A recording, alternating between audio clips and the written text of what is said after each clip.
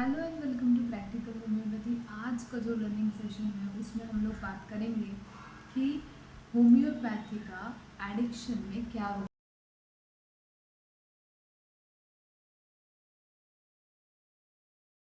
होता है।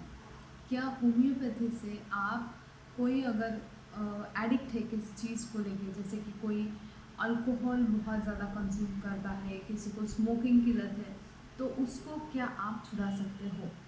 देखिए, एडिक्ट्स दुनिया में बहुत सारे हैं और बहुत सारे ऐसे लोग हैं जो एडिक्शन को छुड़ाना चाहते हैं, और उससे भी कई ज़्यादा ऐसी फैमिलीज़ हैं जहाँ पे फैमिली मेंबर चाहते हैं कि भाई इस बंदे की ये जो लत है वो छूट जाए।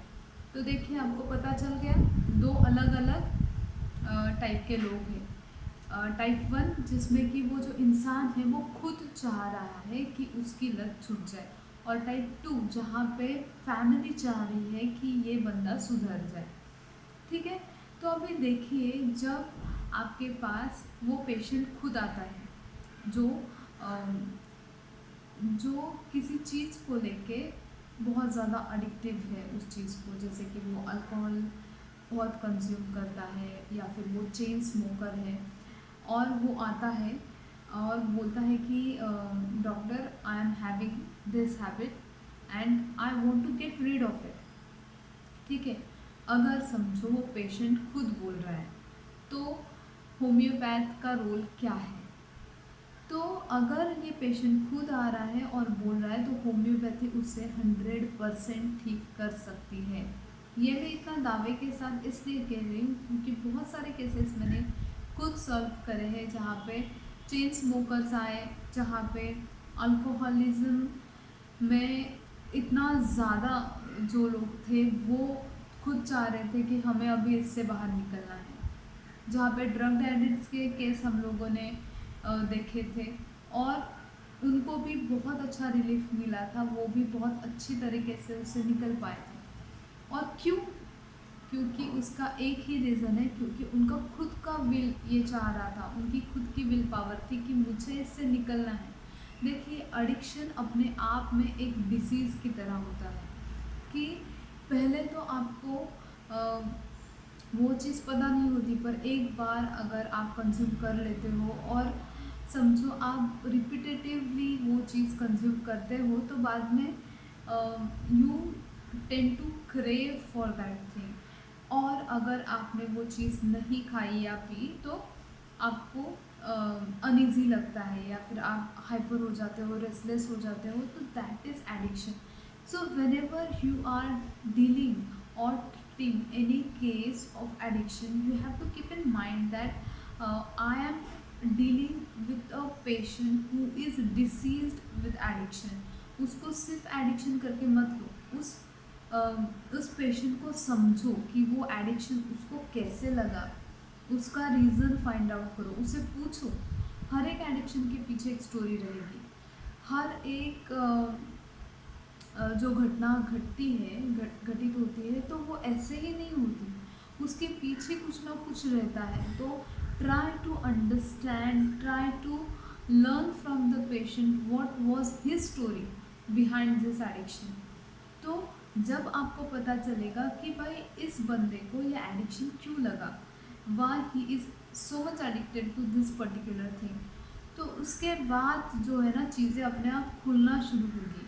मतलब it is just like solving a puzzle, कि आपको एक पीस मिल गया और फिर वो पीस आपको गाइड करता है ना कि ये यहाँ पे मुझे आप अगर रखोगे तो पिक्चर बराबर से कंप्लीट हो जाएगा।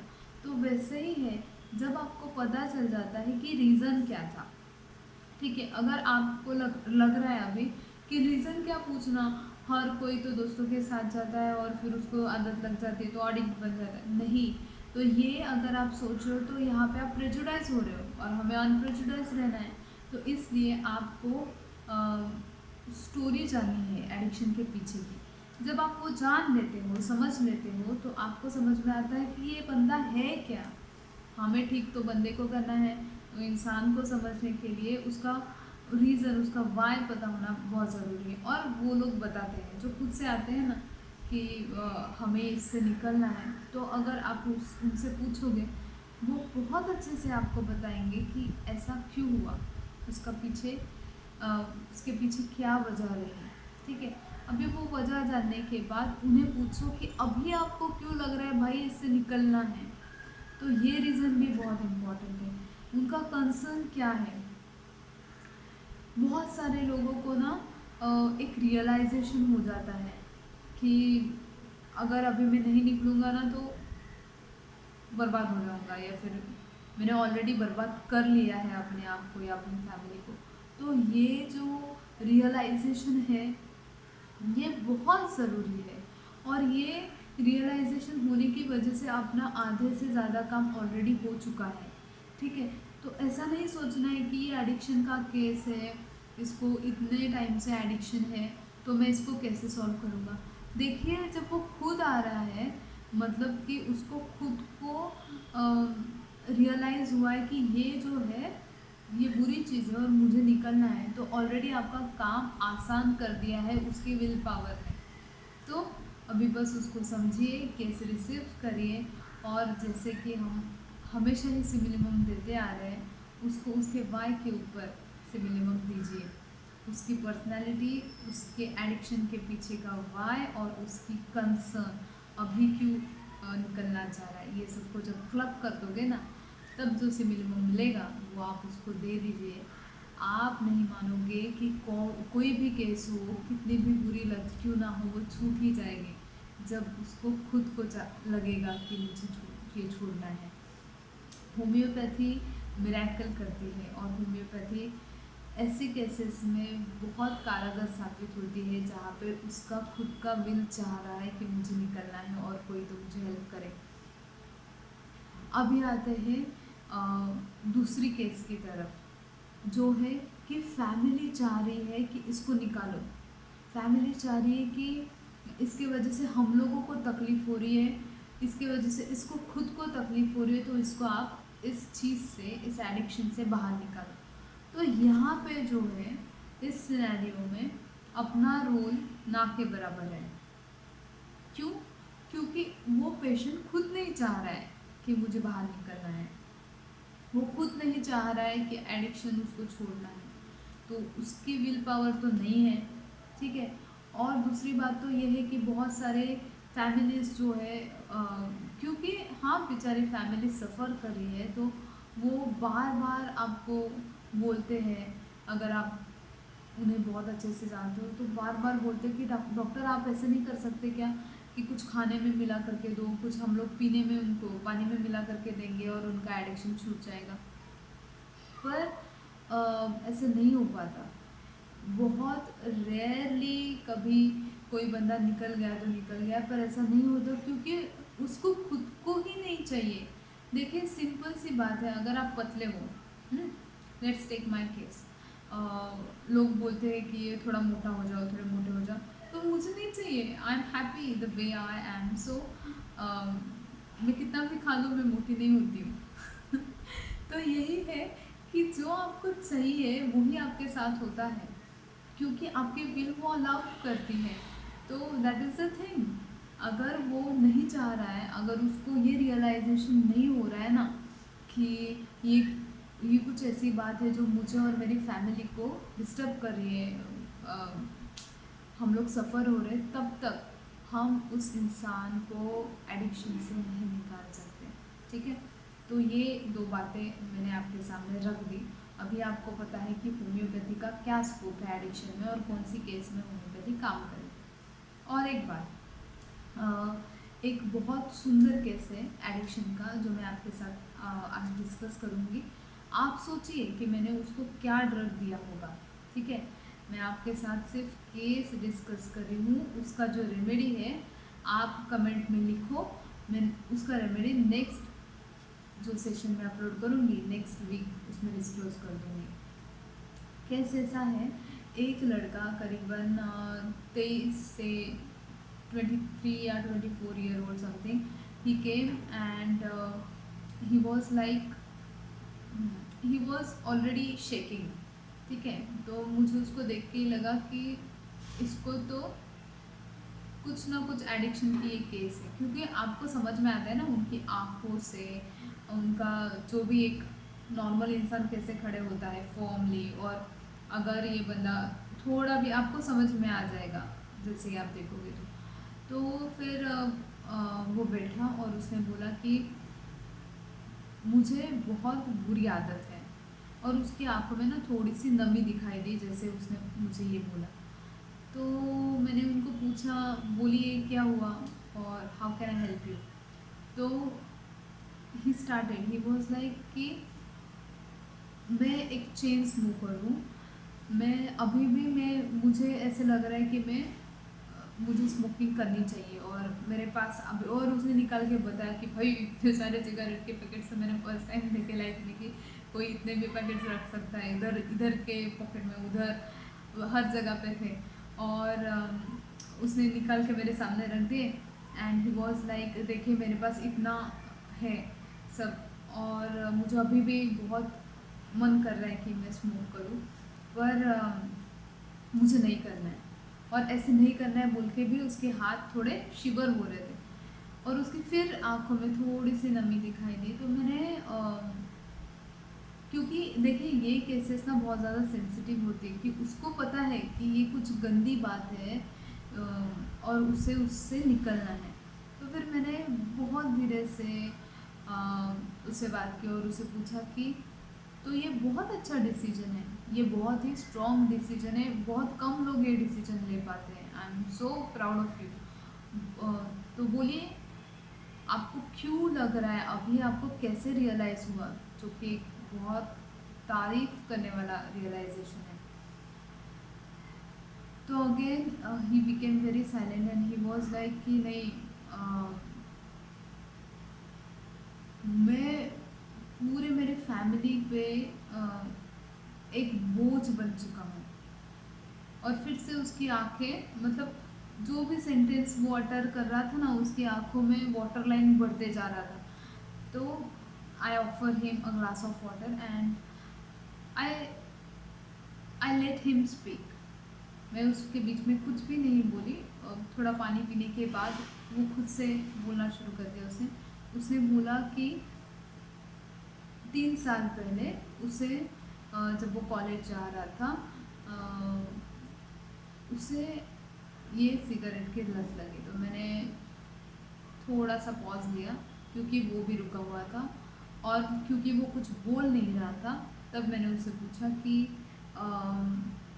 कैसे शुरुआत हुई, क्या दोस्तों के साथ दोस्तों ने बोला इसलिए आपने स्मोक करना शुरू किया।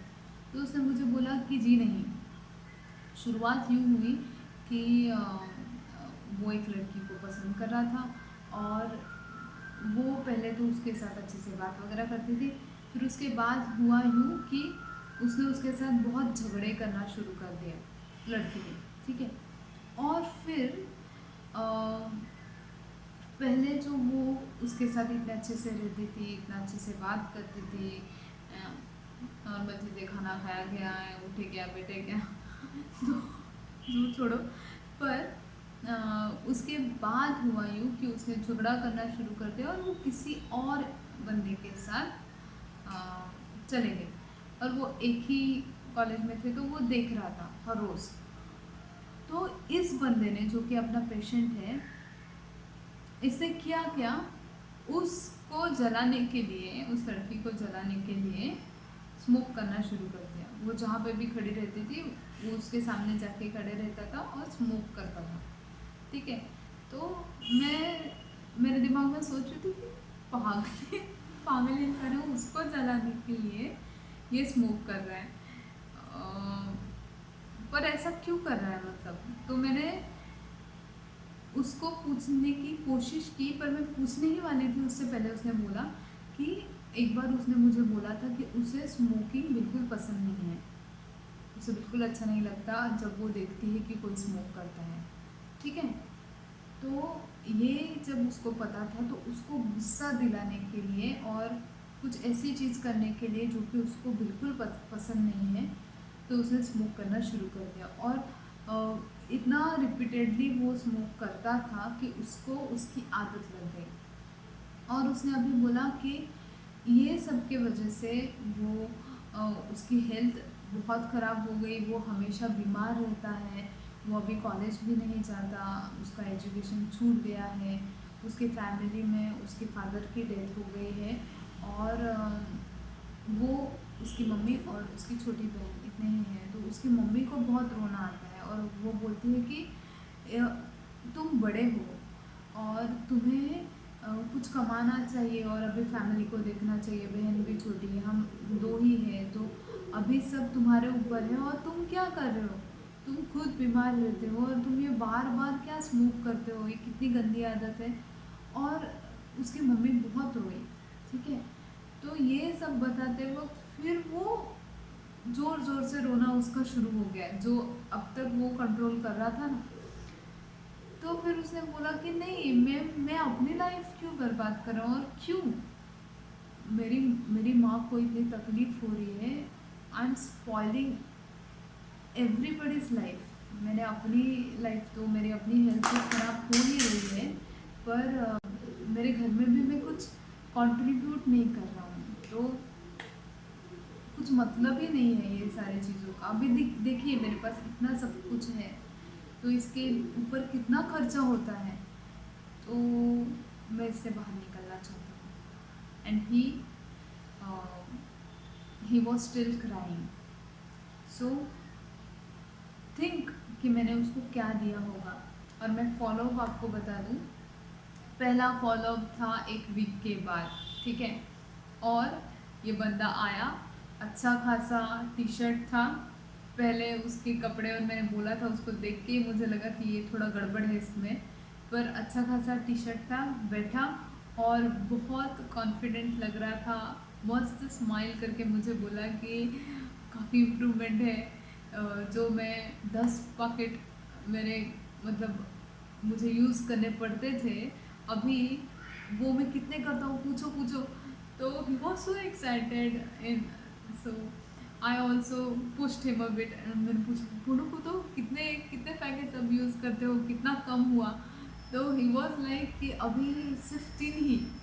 मैंने क्लैप किया उसके लिए और मैंने बोला कि वाह भाई, ये तो बहुत अच्छी इम्प्रूवमेंट है, और इसका पूरा क्रेडिट आपको जाता है कि आपने ये रियलाइज़ किया और आपको मन से ये चाह रहा था, तो आपने 10 से आप 3 पे आए, देखो कितनी बड़ी बात है। तो he was like no, I was trying to quit this thing but I could not. 5-6 महीने से मैं बहुत ट्राई कर रहा था, फिर क्योंकि उसके किसी फ्रेंड ने किसी सिम्टम के लिए मुझे दिखाया था, वो ठीक हो गया, तो फिर उसे उसके फ्रेंड ने बोला था शायद ये चीज़ होम्योपैथी इसके ऊपर भी काम करे, तो आप एक बार जाके मैडम को मिल के आओ। तो ही वॉज लाइक कि कमाल हो गया, ये तो मुझे पता ही नहीं था कि छोटी छोटी गोली जो कि इतनी स्वीट भी है वो ऐसा कुछ कर सकती है।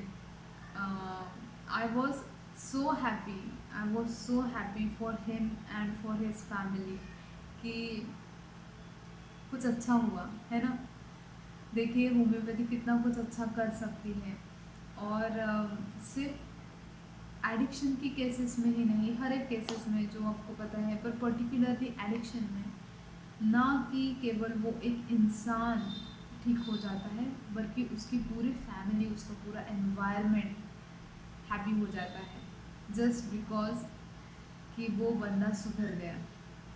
अभी नेक्स्ट जो फॉलोअप था वो 15 दिन के बाद था, and he was very nicely dressed up, और वो कुछ लेके आया था मेरे लिए, कुछ ऐसे ही खाने की चीज़, और ही offered me and he was very shy and he was like कि मैम मेरे पास इतना था, तो मुझे लगा कि मैं आपके लिए कुछ लेके आऊँ, तो ये है। और हमेशा ही मेरे पेशेंट्स मुझे जो भी देते हैं ना, बड़े प्यार से देते हैं, और मुझे बहुत खुशी होती है कि यार इन्होंने मेरे बारे में सोचा और कुछ लाया, तो मैं बहुत खुशी से वो गिफ्ट्स एक्सेप्ट कर लेती हूँ। और मैंने वो चीज़ ली और मैंने उनको बोला कि देखिए गिफ्ट्स की कोई ज़रूरत नहीं है, पर आपके चेहरे पे जो खुशी है ना, वो देख के मैं समझ गई कि बहुत अच्छा है अभी। और मैं काफ़ी एक्साइटेड हूँ पूछने के लिए कि अभी कितना पॉकेट आप यूज़ करते हो। And he was like none, एक भी नहीं। मैंने अभी पिछले 5 दिनों से कुछ नहीं लिया है। पहले एक यूज़ कर लेता था, पर अभी एक भी पॉकेट मैं ओपन भी नहीं करता और ना ही खरीदता हूँ, और जो भी थे वो मैंने कचरे के डिब्बे में फेंक दिए। तो ये देखिए, ये केस जो है एडिक्शन का, इसमें बहुत कम टाइम में हम लोग रिजल्ट दे पाए। क्यों? क्योंकि उसको रियलाइजेशन उतना डीप लेवल तक पहुंच गया था। काफ़ी ऐसे एडिक्शन के केसेस होते हैं जहाँ पे टाइम लगता है पूरी तरीके से उस बंदे को निकालने के लिए, पर ये जो बंदा था, क्योंकि वो खुद इतना चाह रहा था कि जल्द से जल्द उसे बाहर आना है, तो इसलिए वो इतना जल्द उससे निकल पाया। और मैं बहुत खुश हूँ। आई एम श्योर ये केस सुन के आपको भी उतनी ही खुशी हो रही है जितनी कि मुझे और उस इंसान को और उसकी पूरी फैमिली को हुई। तो इस केस के बारे में ज़रूर सोचिए, कमेंट्स में लिखिए। अगर आपको सेशन अच्छा लगा तो लाइक करिए, और आपकी कमेंट्स में भी मैं पढ़ना चाहूँगी कि आप कौन सी ड्रग के बारे में सोच रहे हो और क्या रीज़न है। ठीक है, रेमेडी मैं डिस्क्लोज करूँगी नेक्स्ट वीक, तो स्टे ट्यून। और अगर आपको सीखना है कि बिना रडार या कोई भी सॉफ्टवेयर यूज़ किए कैसे सॉल्व कर सकते हो, कैसे आप रिजल्ट दे सकते हो, तो आप मेरे कोर्स को ज्वाइन कर सकते हो। कोर्स के बारे में अगर आपको ज़्यादा जानकारी चाहिए तो एक जो नंबर है मेरा व्हाट्सएप का नंबर, वो फिर से आपको स्क्रीन पे दिखेगा, उस पर आप मुझे व्हाट्सएप कर सकते हैं। मैं आपको पूरी जानकारी वहाँ पे दे दूँगी। Thank you so much. मिलते हैं नेक्स्ट वीक।